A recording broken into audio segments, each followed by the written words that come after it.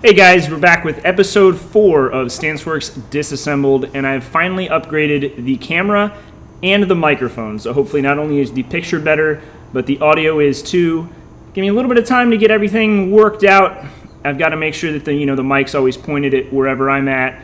I've got to sync everything up right. There might be times where I wind up using the audio from the camera instead of the microphone, but I'm trying my best to make some improvements, and I think this is going to be a good first step. It's been a few days since I've actually shot any video. I've wanted to wait not only for the camera to get here, but for the audio equipment as well. But I've been hard at work on the truck, getting lots of stuff done here and there. So let me show you guys what I've been up to for the past couple of days. The big job recently is hacking up this throttle pedal and making a tiny linkage for it. Now, I shot some video yesterday of the process of kind of making some of this stuff. So here in a few, I'll cut to that. But here's this to kind of explain what I've got going on. When you buy the kind of universal install kit for a Coyote motor, which Ford Performance sells, which is pretty cool, they send you a stock Mustang GT pedal. The motor's drive-by-wire, and it kind of has to stay that way. You can convert it, but there's a few reasons I don't want to. But I don't want to use this big, ugly, black plastic pedal, and even if I did, it wouldn't work because the plug that's needed on top of it is right in the way of everything that I'm trying to do. I've got my pedal assembly too close. It just doesn't fit. It's not going to work. Now, I have two of them because one came with the engine that I bought, but I tried to shorten it and it snapped. So I wound up with one that was obviously way too short. Now, I went through, cut a little bit more off. I cut a foot off of this thing, trying to make it all work, and fortunately it's worked out pretty well. And what I've done is I'm mounting this up inside the dash, and I'm using a linkage assembly to essentially pull on the throttle and give me electronic actuation. Is it the prettiest setup in the world? Probably not, but it's going to work really well for what I want. It's conscious of the amount of space that I have, and best of all, it didn't take very long to do. There's always kind of finding that balance between elegance and simply getting something done. Oftentimes I veer way too towards the just get it done mentality, but no one's ever going to see this and it's going to work well. It's good enough for me. So, check it out.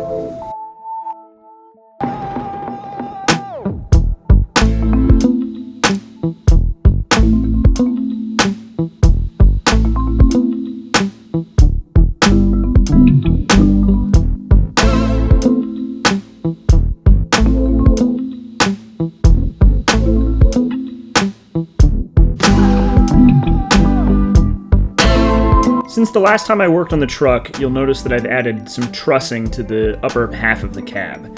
That's a place for me to mount my pedals, the electronic pedal assembly, and to mount the computer systems that are actually going to wind up running this thing. I don't want them visible when this truck is done, so it's a good place to hide them. Back to the current project at hand, you'll see exactly how I've mounted this electronic pedal and how I'm going to operate it.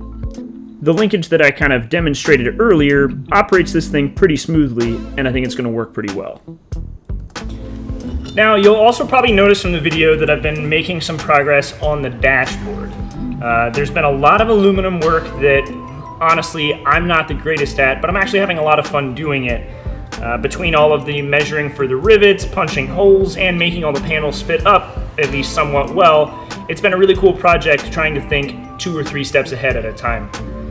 It's not perfect, and it's always kind of a constant battle to keep it from looking like just patchwork, like a mess of it, but overall I'm pretty happy with how it's coming out.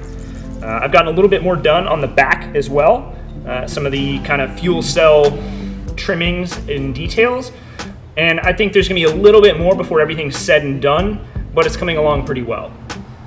I think I'm going to work a little bit more on this stuff today, try to get maybe the rest of the firewall and dash area at least loosely finished up.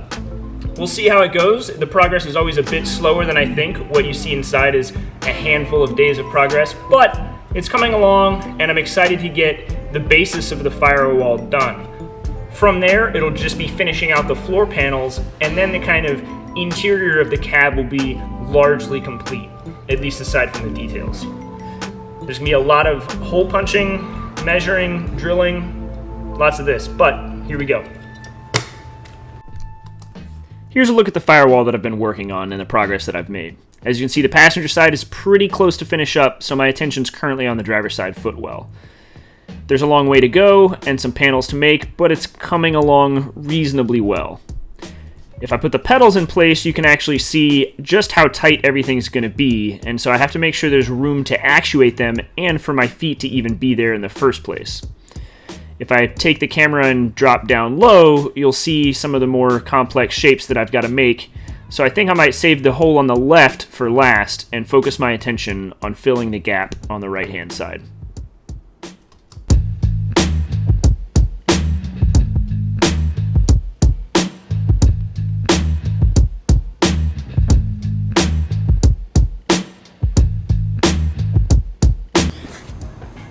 So because builds are always about successes and failures, I figured I'd stop and poke a little bit of fun at myself. They say measure twice, cut once for a reason, and that's because I messed up my last big piece of aluminum. I cut it too short, it doesn't fit, I don't have any more, except just now the IMS truck is showing up. I've got a bunch of new metal here just in time, so time to haul a big sheet over to the shear, cut it up, and start over one more time.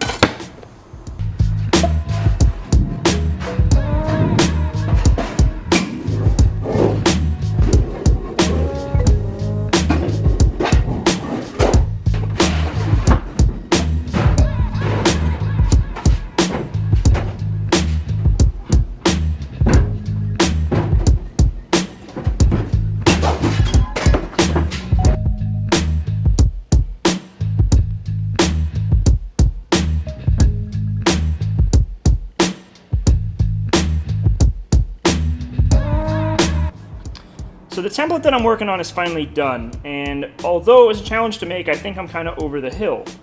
This is going to be the toughest piece to actually make for the interior because it's right where a bunch of different pieces come together. So it's a pretty critical piece, and when it's actually done in aluminum, it's going to have a lot of rivets in it, and it's going to be holding a lot of stuff together. I'm going to go on and try to transfer it to aluminum, cut it out, fold it up, put a bunch of holes in it, and see how it works. And hopefully from here, the rest of this is going to be pretty easy. Alright, so I've done enough time lapses on this machine that I figured for once I should stop and actually explain what it is and what it does. This is called a stomp shear, and what it does is it makes cutting sheet metal really easy. There's a pedal down here, you jump all your body weight on it, this blade moves down and cuts whatever you put in there. Now there is a limit to the thickness of material it can cut, but for this kind of stuff it's a breeze, and it saves having to use 1,000,001 cutoff wheels and having to do it all by hand. So what I'm going to do now is transfer my template to a piece of metal, throw it in this thing, and cut it out. You'll see just how quickly it works.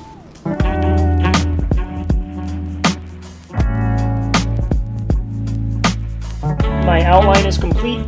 Time to cut it out. We'll see how much this thing shakes the camera.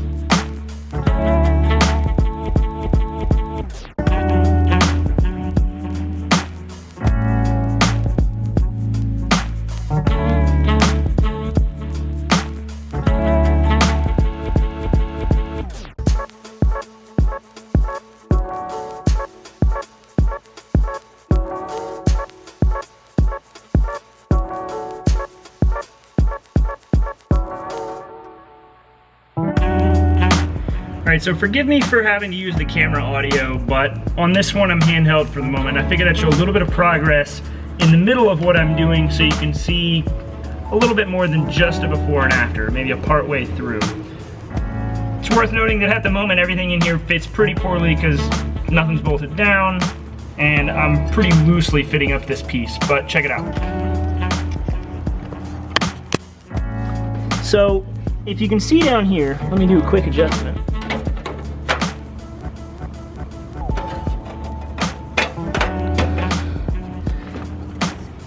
So if you take a look down here, you'll notice that this panel right here isn't actually attached to anything. This one's loosely attached at the bottom, this one's affixed at the top, and honestly part of my goal is actually to get this piece installed, but to do that I need to fill that big hole right there.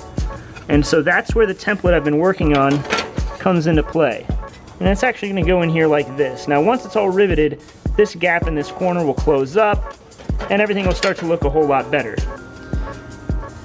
For now though, there's a long way to go. So one of the pieces that I made for my transmission tunnel wound up being a little bit too bent. This angle here is a little bit too acute.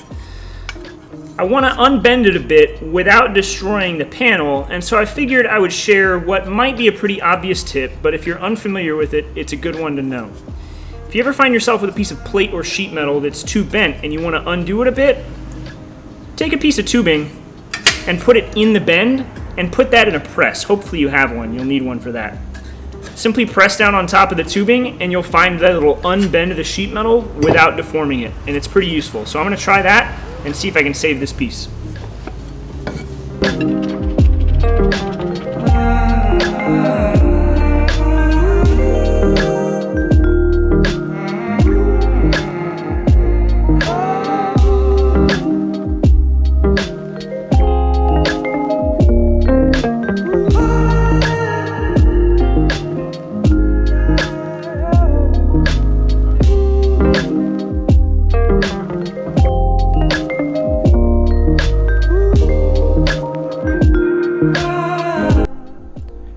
And there it is. The panels I've been working on are finally in place. You'll notice there's a little bit of a fitment problem here in the corner, but I think that's going to clean up as soon as I do some cutting and filing. Overall though, this is really taking shape the way that I want it to, and I'm pretty happy with it. I feel like I'm finally approaching the finish line with just one panel left. So even though there's only one piece left to make, I think that's a good place to call it quits for the day. It'll give me something to do when I start again tomorrow, and it's a good place to end the episode because otherwise this is probably going to be a really long one, and I know no one wants to watch me work on one thing forever. I'm hoping by episode 5 that I've got a little bit more done in the cabin, maybe have the computers mounted, maybe the start of an actual dashboard going on, but we'll just have to see. In the meantime, let me know what you guys want to see. Let me know what I should focus on. Let me know if you have any questions about what I've got going on or what type of content I should gear this towards. I'd love to have feedback from you guys and make sure that what I'm doing here is what you want to see. So let me know, and I'll catch you guys in the next one.